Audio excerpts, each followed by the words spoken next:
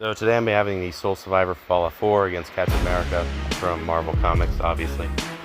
I'm using Nate, not Nora, for the Soul Survivor obviously I'm having a dude fight a dude, and Nate's lore seems to be more similar to Captain America than Nora's, obviously.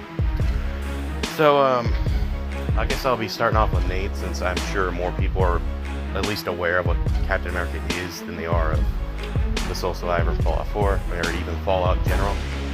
So, to break down some background information real quick, Nate was a soldier, obviously, in what was essentially, basically World War III, kinda.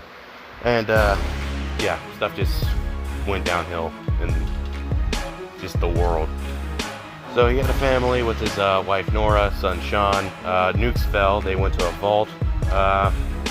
Vault techs kind of assholes, and they have experiments. In their vault, they got frozen. He wakes up shortly, over a century later, for a little bit. A guy named Kellogg in the Institute kind of kills his wife. They blow her brains out, and they steal his kid Sean, and then he gets put right back to sleep in the chiropod. He wakes up later, and he's out into the wasteland now, the Commonwealth. Now, his lore from here is odd, as there's several different factions he can pick, but he's basically out to go get his son. And there are some things he does no matter what canon you choose. And the stuff from each different branching timeline out of the four can obviously be incorporated, or at least should be relative to the other versions of them. For this, I'm using kind of a composite version, so all four versions combined. But, So obviously he's going to be able to scale to everything he does in game. So his reaction speed's going to be easily light speed. He dodges lasers, and you could argue he's faster in light, as he can dodge lasers after they're fired. So he's fast. Now you could argue this is just a gameplay mechanic. I don't care. He should be that fast. We know people should be able to dodge laser guns in lore, so he should be capable of doing the same thing. As for his physical strength, there is a weight limit that he can lift. However, as he shows relativity to much stronger enemies, you can argue his actual physical strength is at least superhuman to an undefined amount. But he can throw punches with death claws if he's a purely melee build, so he's strong. He's very, very strong.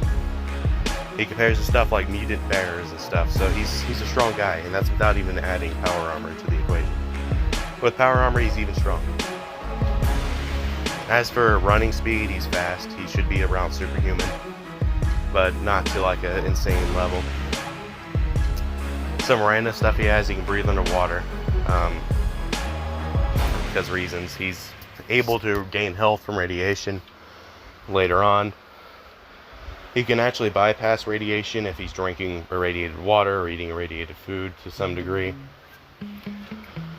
His VAT system allows him to briefly pause time. I know that that's kind of a game mechanic, but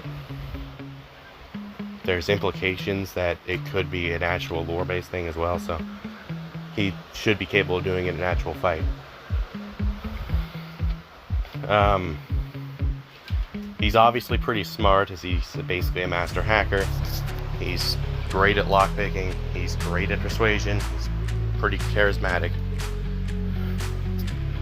So he's all around pretty good. He also has military experience obviously for most of what he uses in game. So it's not like some of the other Fallout protagonists where they realistically shouldn't know what the fuck they're doing right off the bat. He has experience in the army and knows how to fight. As for his weapons, he has a lot of stuff.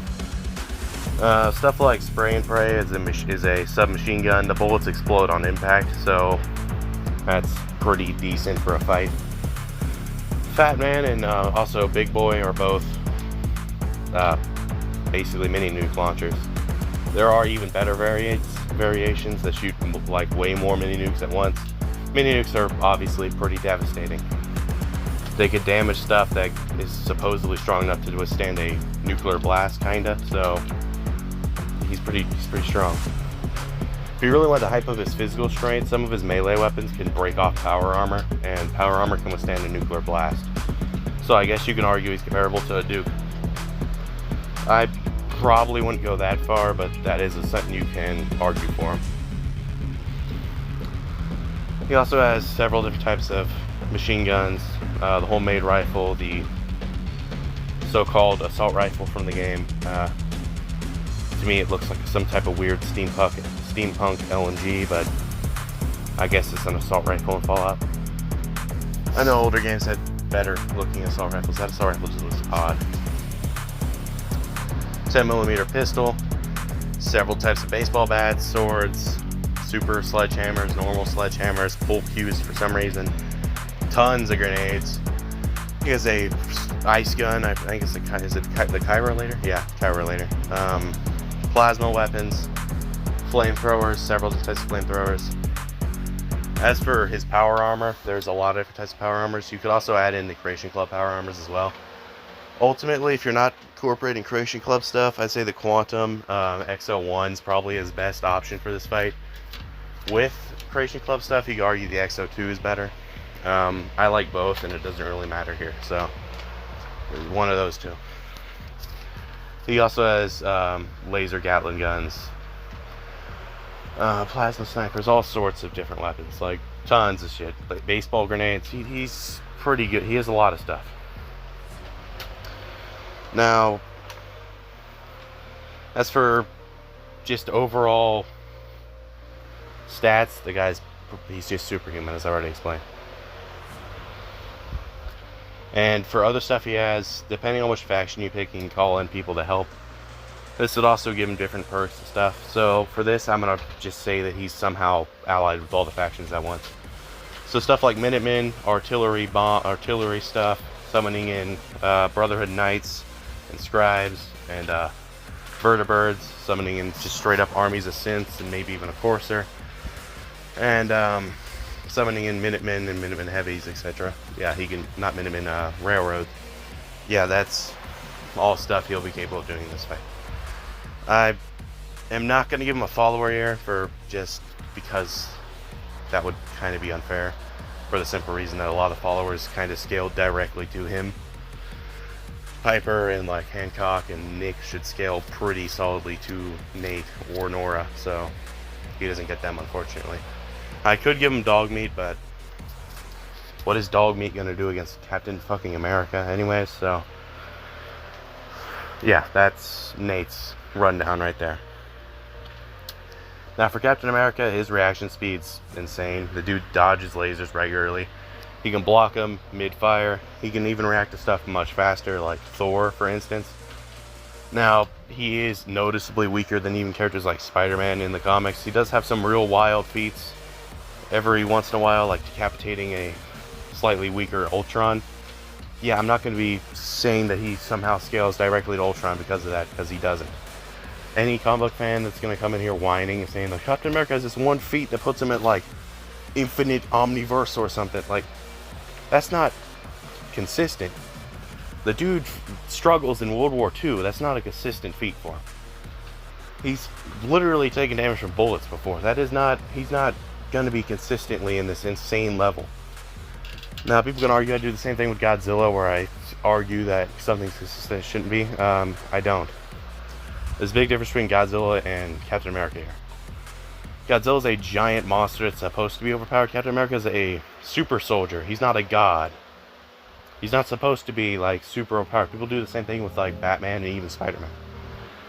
They are not these super powerful universal people. They're not. Just because they're in a universe with some of the strongest characters in fiction doesn't mean they're one of them. So, done with that little tangent. Captain America's also fast. Like, really fast. He can keep up with hypersonic characters pretty casually. And, his reaction times, even joked about in the comics of being just completely insane. He's obviously pretty skilled. He was a soldier, and still is kind of a soldier-ish superhero. And, his weapons are, let's just say less varied. He tends to usually only carry the shield. Sometimes he'll have a pistol, sometimes he might have some bombs or something, but usually it's just the shield. The shield has been upgraded a lot throughout the years, but it's usually just basically unbreakable. They've also made it out of both vibranium and adamantium at different points, sometimes even an alloy of both. Either way, it's really strong, and I don't think Nate's breaking it no matter how hard he tries. And it's also deflecting most of his attacks back. The shield is strong enough to damage really powerful characters and withstand hits from some people as powerful as Hulk and Thor. So it's definitely his best weapon. Sometimes he'll also carry a pistol or bombs or other stuff, as I just mentioned, but usually just shield.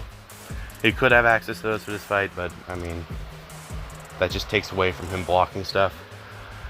As for durability, it's kind of odd, as sometimes he's shown to be pretty basic human durability, Nate's the same way, and other times he's shown to be just super durable. I could compare him to someone like Spider-Man, who also has the same problem, but at bare minimum, he's very high into the superhuman durability, and can scale like really high with it. Now, in a fight scenario between these two, it's weird. You see, close up, Captain America is beating the dog shit out of Nate, and it's not close. And I feel like that's pretty obvious. With Captain America edging out a little bit in the stats department, and Nate just kind of falling short in melee combat despite having some pretty decent weapons, he's not going to be able to beat the shield. It's just not happening. Now, at a range, Cap's getting pushed a lot, and he's struggling a lot, as Nate has weapons that can affect him even if he has the shield up. Like, he throws like 15 Kyro grenades, that shield isn't stopping it from freezing the shit out of him. So if they fought, assuming that's not starting at like super far away or super close up, I see Nate probably trying to keep his distance while also calling in as many soldiers and allies as he can. Captain America is going to try to just rush him, and although he is faster than Nate has ways of just getting away. You could also argue Nate could just teleport to the Institute and then teleport back to try to just throw him off. Well, it is something he could technically kind of do. That's not even a surefire way to keep Cap off him. Close up, Nate's struggling like big time. Cap is going to bust through power armor pretty easily. Nate could probably get a good hit in with like if he's in power armor, not a power fist, but super sledge, like an electrified one, maybe a knife, something poisonous, possibly. Maybe he just blows a grenade up right in front of both of them. He could try something along those lines. He could use a weapon like Lorenzo's artifact to try to throw Captain America off with a new type, which is completely just an odd projectile type. Or he could just start spamming Fat Mans. Now, if Captain America does start beating Nate pretty bad, Nate has ways of healing instantly, whereas Cap doesn't. Nuka-Cola Quantum will basically get him full health instantly. You could argue it's a game mechanic. Again, I don't care. He could use stim packs, and with power armor, he doesn't even need to really stab him into him. He has ways of regenerating health even after Captain America's wailed on him with a shield for like 20 minutes. Now, although Nate is struggling at melee combat, he's not completely outmatched. He has ways of, at the very least, bruising Captain America close up. So, if they fight close up, Cap probably wins, but it's not easy. And if they fight at a mid-range, I'd honestly give it to Nate. He just has more ways to kill Captain America. Like, yeah, Captain America has the way better scaling, but like, you're fighting a guy with a bigger arsenal than like Batman almost. So he's not winning at a mid or long range, especially at a long range. Long range, Captain America is honestly probably just getting spammed with so many mini nukes he's dead. So I know there's going to be people arguing that Captain America should win easily, or people arguing that Nate wouldn't even struggle at melee. Yeah, no for both.